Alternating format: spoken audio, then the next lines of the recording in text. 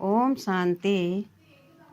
आज किस कर्मों की सजा के कारण भगवान हमें बहुत कड़ी सजा देते हैं, आइए जानते हैं। आज मनुष्य अपने जीवा के स्वाद के लिए पशु पक्षी को भी मारकर खाने में कोई कसर नहीं छोड़ रहा। जहाँ उसके जीभ का स्वाद आया वहीं पर भाग के जाता है।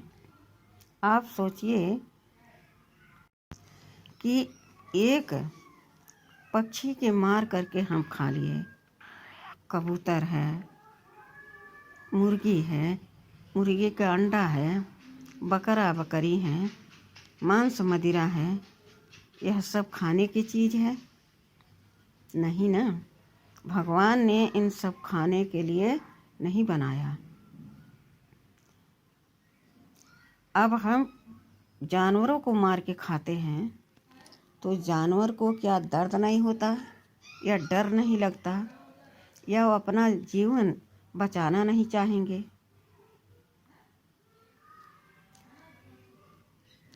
लेकिन उनके सामने मजबूरी क्या है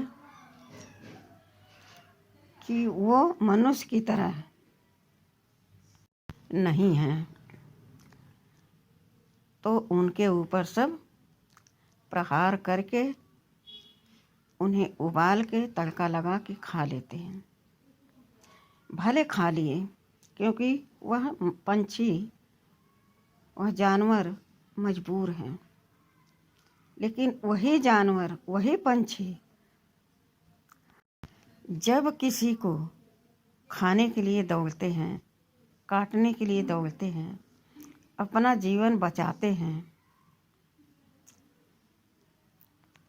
तो उनको लोग जान से मार देते हैं। क्या यह न्याय है? भगवान ने ऐसी कोई चीज़ें नहीं बनाई जो मन बुद्धि को खराब करे, परमात्मा में मन न लगे। आज जो ऐसी चीज़ें खा रहे हैं, क्या उनके चित्त, मन और कर्म, सोच, संकल्प पवित्र हैं? नहीं। कहा जाता है कि जैसा अन्न वैसा मन, जैसा जल जैसा पानी वैसा वाणी, जैसे हमारे संकल्प वैसे हमारे कर्म, वैसे हमारे बोल। असर तो हर चीज़ का हर तरह से पड़ता है। लेकिन आज क्या करते हैं लोग? जो भोजन खुद खाने लायक नहीं है, उस भोजन को भी भगवान को अर्पण कर देते हैं। मान लो दुकान पर अच्छी अच्छी चीज़ें बन रही, लेकिन कैसे बन रही, किस चीज़ का बन रही, किस मन से बन रहा वह भोजन, वह भी ला करके भगवान के सामने रख देते हैं। लो खा लो। तो क्या यह सही है? जानवर से आज गया गुजरा इंसान हो गया है। जानवर को तो अपना भूख मिटाना रहता है, लेकिन मनुष्य के लिए तो अनेकों प्रकार के खाने की व्यवस्था भगवान ने की है। उसमें उनकी रुचि नहीं रहती जब तक वह तामसी भोजन न कर लें। अगर अपने जीवन को सुंदर सहज बनाना चाहते हैं तो इन सब भोजन से परहेज रखें। कोई भी साधु महात्मा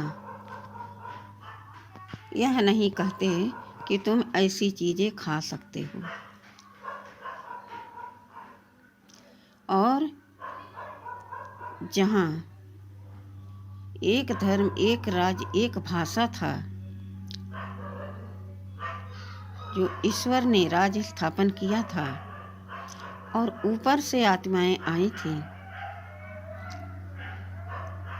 उनका पद पोजीशन जिस तरह से सबसे ऊंचा था, उसी तरह से उनका मन बुद्धि इतना पवित्र था और संतुष्ट संपन्न था कि किसी भी वस्तु को लेकर खाने के विषय पर वह कभी परेशान नहीं होते थे। इतना भगवान ने खुद खाने के लिए तरह तरह का व्यवस्था की है इस सृष्टि पर। तो आज इस गंदी आदतों के कारण इंसान का मन भी मैला हो गया है। यूँ कहें कि मन भी भ्रष्ट तो तन भी भ्रष्ट हो गया है, जिसके कारण उनके बोल, कर्म, संकल्प, व्यवहार सब भ्रष्टाचारी हो रहे हैं। अब विचार कीजिए कि इस तरह से यह सृष्टि अभी कितना चलेगी। इंसान को कुछ नहीं समझ रहा। जो जिसके पास है उसी में मस्त है। मेरे बराबर कोई नहीं, मेरे जैसा कोई नहीं, चाहे धन हो, चाहे पद पोजीशन हो, लेकिन अपने बराबर कोई समझने वाला नहीं है। भूल गया है इंसान कि इन कर्मों का बहुत बहुत कड़ा हिसाब देना पड़ेगा और फिर कोई आपकी मदद करने वाला नहीं रहेगा, क्योंकि हिम्मते बच्चे मददे खुदा, यह दोस्त खुदा की और हम आत्माओं की कहानी है।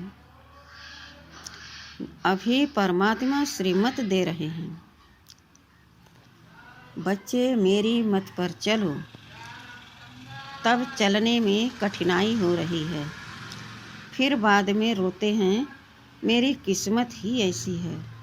अपने आप से पूछो कि हमने कर्म, बोल, संकल्प किसके श्रीमत के आधार पर किया था, उसका परिणाम क्या होगा।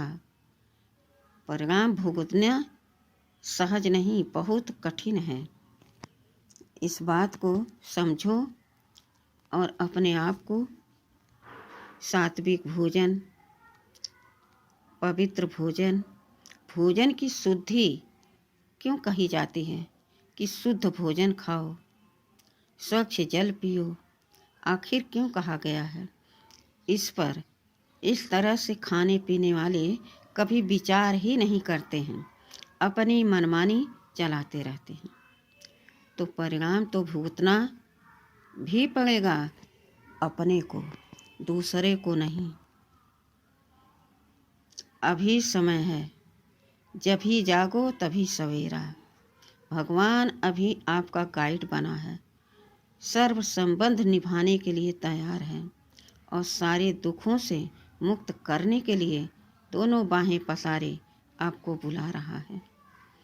बस ज़रूरत है एक कदम बढ़ाने की, तो वह खुदा दोस्त आपका साथी बन जाएगा, मददगार बन जाएगा। अच्छा, ओम शांति।